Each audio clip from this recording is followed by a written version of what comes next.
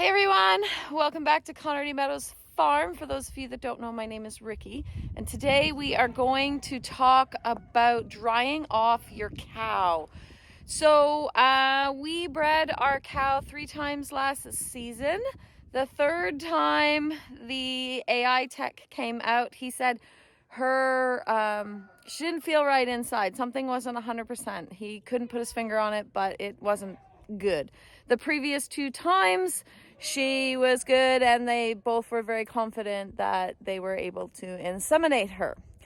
So as time went on, we did the 3 breedings, and then we stopped breeding. Whether she caught or not, I stopped because here in Canada, I did not want a baby born too late in the season. We only have a very short season in which we can have a baby grow and thrive in.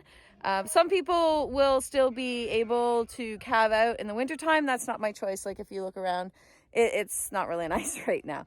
Today is actually a nice sunny day, but normally winter here, it's not the greatest time for your cow to be having a calf. Anyway, so through the summer, she was having what I would have thought was sort of like heat cycles. Remember, we've only had this cow for a little over a year, so we weren't completely in tune with what her heat cycles were like. Up until the point that we had tried to breed her, she simply had a milk drop, so that meant her milk production would go down.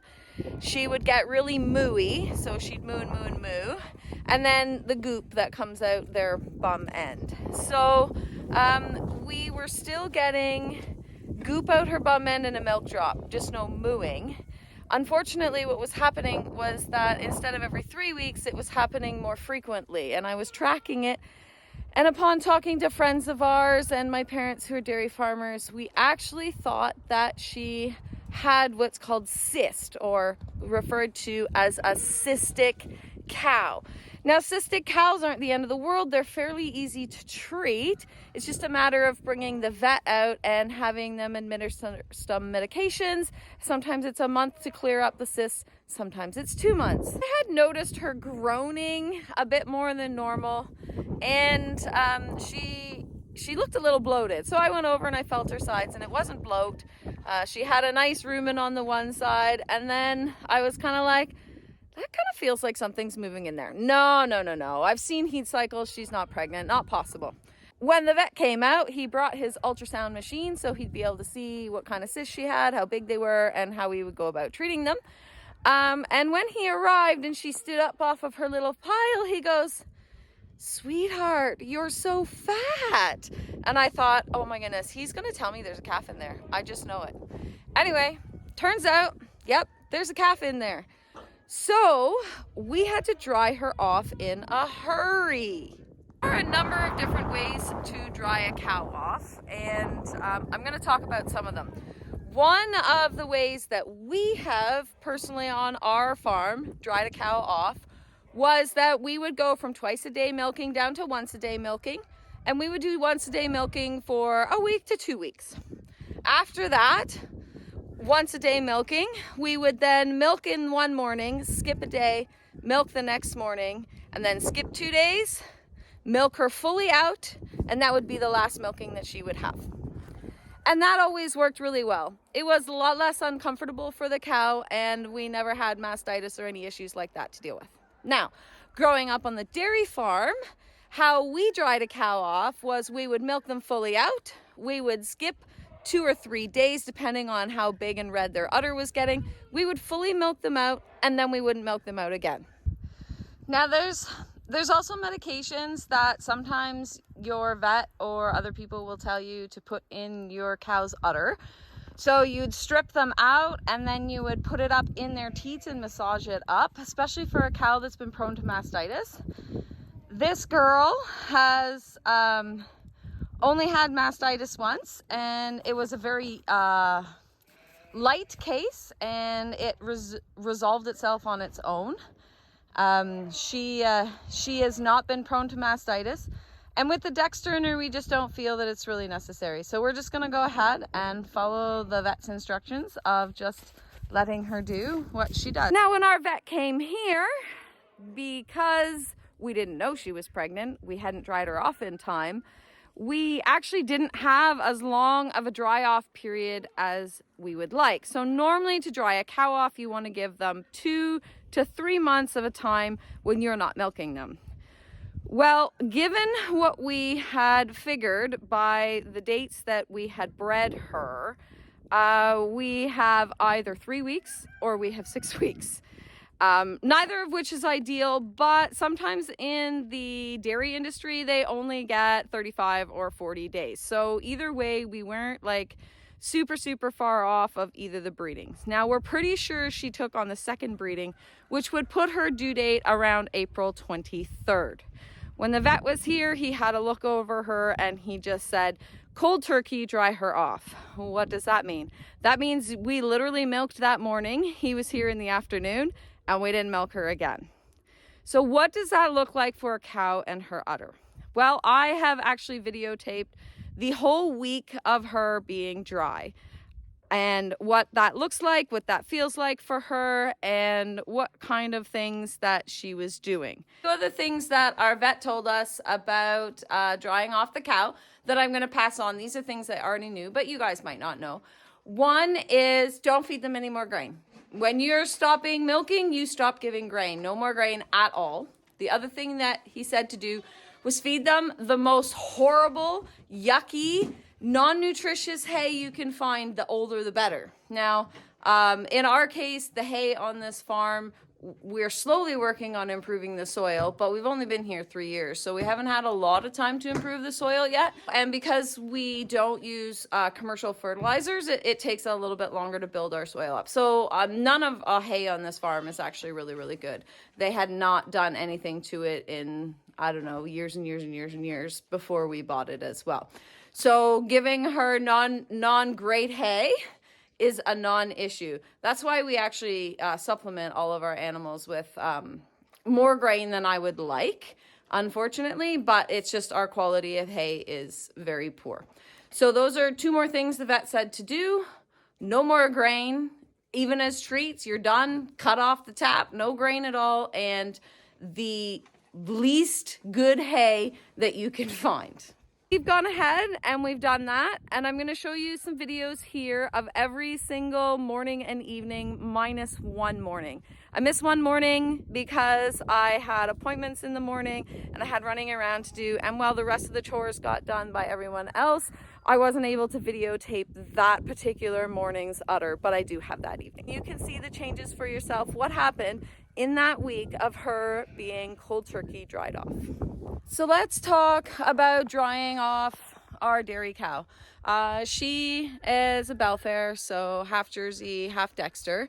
And on average, she would be giving us 10 to 12 liters a day, split that between 2 milkings. So anywhere from, 5 to 6 liters of milking twice a day. She is in her 12th month of lactation. So quite far along in lactation. We sold her calf 4-ish months ago now. So that's where we're at with her. We had our vet out yesterday and he said he thinks that she actually caught on the earlier breeding instead of the late breeding like we originally had thought. So he said, cold turkey, dry her up right now. So he was here yesterday afternoon. We milked yesterday morning and then we didn't milk last night.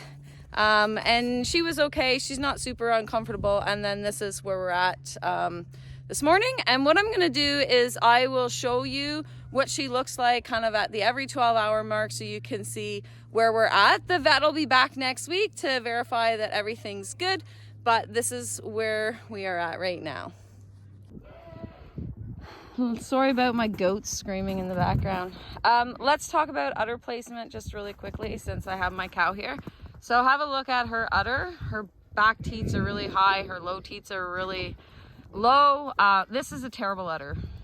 Unfortunately for us, she came to us after having one calf. And the people that had her actually never milked her, which meant that when she had her calf, and you can see by the udder placement, the calf only drank from the front 2 teats and not the back two, which meant that the back two actually dried off. So when she freshened here, the back two, they do produce milk. They just don't produce a lot of milk. And again, the calf that she had here favored the front two teats and hardly drank from the back teats, which is where milking for us came in really handy. So we milk twice a day for the first 6 to 8 weeks until we're hardly getting any milk, with the calf on her 24/7.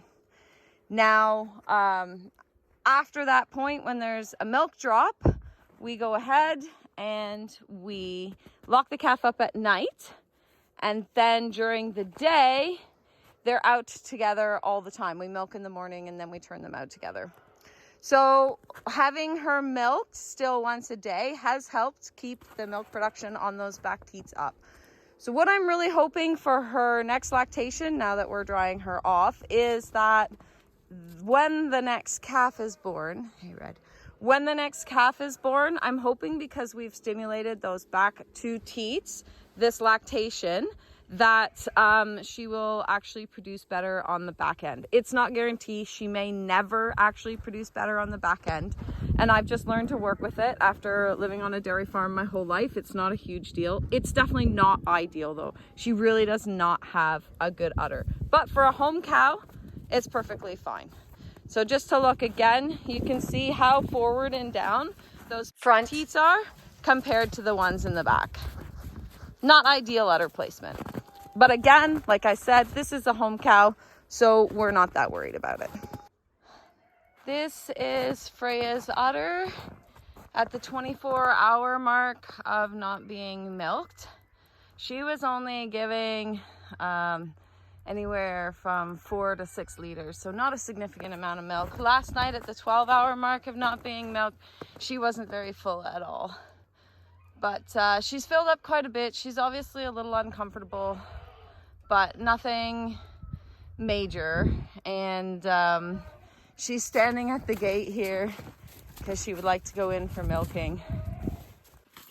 So I'm gonna apologize. It is 12 hours later, and obviously it's dark out.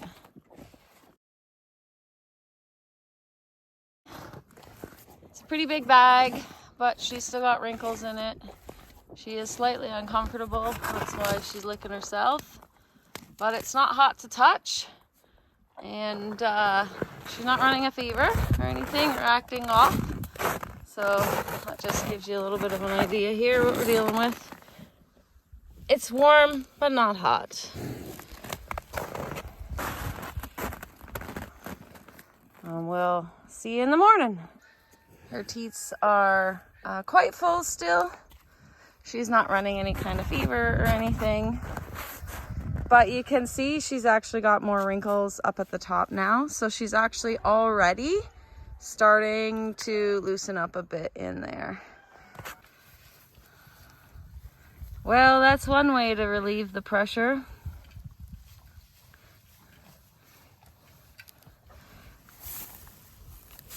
Yeah. You'll be all right, honey. You're fine. Today will by far be her most uncomfortable day. And so to relieve that discomfort, she is actually dripping milk. You can see there. She'll be a little bit better by tonight, and by tomorrow it'll be even better. Usually it's like the 48-hour mark, it's the worst. Just like when you fall and there's a bruise or something. That's the most uncomfortable point. But she's self-relieving, so that's good. Hey, honey. Yes, you'll be fine, baby. The snowstorm we were expecting tonight got a little bit worse than I had anticipated, so I brought the cow in. You can see she's still pretty big. She's sore now, kicking a little bit. She's still doing okay. Back angle. You can see she's actually got more room in her udder, not so many wrinkles. And if you look, that side has dried up more than that side. So we're already on the downside now. All right, next morning, let you have a look at the back end here. See all those wrinkles? So the back has already started to dry up. The front on this side, I touched it this morning, and it's still a little warm, but it's softer. And the other side is even softer than that. If you look, you can see this is the teat that produces the most. So it's going to take the longer time to dry off. Teat on the other side has already started to dry off. All right, guys, we're another 12 hours later. Sorry again in the dark here. So she was a little off today, slept around, didn't move around a lot, but she's back up and eating now. Checked her temperature. Her temperature has never wavered. She stayed good. She is quite hot on this front one. This front one was always her biggest producing one. But nothing super hot and causing me a massive amount of concern. There is some play in there. Yeah, she's gonna kick at me, but you can see there is some play. It is giving a little bit. It's not like a complete rock, and she's not massively kicking at me. And then you can see back here, she's completely flaccid on that side, just a little bit left on this side, lots of wrinkles, so she's completely gone down over there. And then on the last side here, again, so you can actually see she's very uneven over here. This one is shrinking up, that one shrunk up, just that one, and that was the calf's favorite one to drink on, so it was always the higher producing one. But again, she's trying not to kick me, but I can easily touch and push in. It's uncomfortable, but it's not hot to touch. So this is what we are at right now, and she's happily eating. She'd be happier if I left her alone. Sorry I missed this morning's video. I had an early morning appointment and I was gone most of the day. But here we are this evening. Very soft, and she's back to kicking. Very soft. Her back udder's perfectly fine. Her back quarters are good. And you can see front quarter is also soft. Very soft to touch. She doesn't want me touching her anymore, but she's very soft to touch. She has no more hard udder. And I think you're doing fine now. She's walking around and doing all the things she normally does. She was a little depressed for a day there, but she's doing good. All right, so here we are. I don't know where we are, which day. But she's definitely all soft in there. And this is the side I was most concerned about. But it's very soft to touch. She just doesn't want me touching anything. Not that I blame her any. And while she has a bag, it's soft and wrinkly. So we know that she's just fine. And everything looks good. We are on day 5, cold turkey drying off. This front quarter is the one I was most concerned about. It's her biggest producing quarter. She wouldn't let me touch it. And here we are today. Perfectly happy and letting me touch it. So there you go.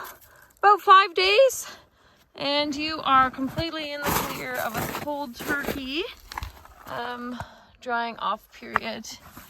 So, you know, that's what you're gonna look for. This is not her milking side, so she's not quite as happy to let me. There we go. Perfect. So we're on our way. We're at day 6 now of cold turkey drying off. So you can see a little bit of a bag still, but it's all soft. This is her softer side usually anyway. She knows I'm trying to touch her. She doesn't want me to. Soft, soft. Yeah. She was a big kicker before we got her. She had calmed down a bit. So this is the side I was worried about the whole time, but it's all soft too. She's all wrinkly. Her teats are all wrinkly. We got nothing to worry about there now. She doesn't like it, but she's soft. You're fine. Hopefully you guys can see the difference. Still got big milk veins in there, but she's not hard at all. Her teats are all wrinkly. She's very relaxed, except when I try to touch her. She doesn't want me touching her right now. You can see. There we go. Looking good. Evening of day 6. I'm just kind of brushing her to keep her happy right now. But as you can see, not a whole lot of change to this udder. It is soft to touch though. And this is the side that I was worried about the most. She's not kicking at me this morning like she was this morning, but I was really aggressive there, and obviously she's all good. All right, guys, this is exactly 7 days from her last milking. So her last milking would have been actually about an hour or so ago, 7 days ago. And this is what her udder looks like now. I'm not gonna touch her. She doesn't want me touching it. It's nice and flaccid. You can see there's wrinkles on all the teats. She does have some pretty big milk veins, and she still has like a decent size udder, but that is to be expected. We aren't gonna worry about that. It's soft, it's not hot, it's not red. You can see she's got lots of wrinkles in that back. She just really doesn't want me touching her udder. And this is the front quarter that always produced the most. And you can see it's nice and soft. So there we have it. 7 full days of what it looks like when you cold turkey dry off a cow. Now, just some things to keep in mind. Our girl here was giving us anywhere from 5 to 6 liters in the morning and at night, for a total of somewhere between 10 and 12 liters a day at the time that we cold turkey dried her off. So depending on the production of your cow is going to depend on how you want to go about drying them off. I personally have never done a cold turkey dry off, but obviously the vet gave this advice, and I'm going to do what my vet said to do. And in this case, it was the cold turkey dry off. So there you have it. Oh, for those of you that don't know, Freya is a Belfair cow. So a Belfair is a cow that is half Jersey and half Dexter. So it's basically like a milking cow with a little bit of a mini beef cow mixed in. And so her production isn't as high as, say, a full Jersey would be, or a Holstein, or any of those really, really high producing breeds. Still a pretty decent amount though. At peak production, she was giving us 8-ish liters in one milking, and she had her calf on her 24/7. So a significant amount of milk for this little girl. We were checking her temperature to make sure that she wasn't running a temperature because we were afraid that she might get mastitis. We were also checking her udder while it was warm and pink. It never became completely hard or red, so we weren't worried too much about that. And you can see in the videos how it got very swollen and very big and very pink, but it was never ever red and never hot. And you can see by day 5 that the udder has turned almost completely soft and pliant, which is what you're looking for.